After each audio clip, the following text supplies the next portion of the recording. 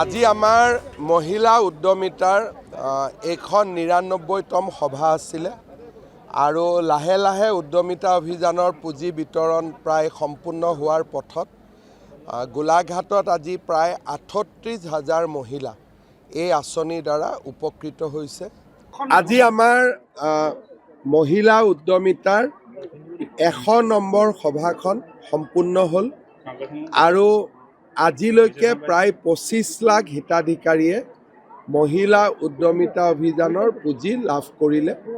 অনাগত দিনত আমি আৰু ২৬টা সমষ্টিত বিতৰণ কৰিম আৰু ১২৬টা সমষ্টিতে ৬ ফেব্ৰুৱাৰীৰ আগতে আমি শেষ কৰিবৰ বাবে যত্ন কৰিছোঁ।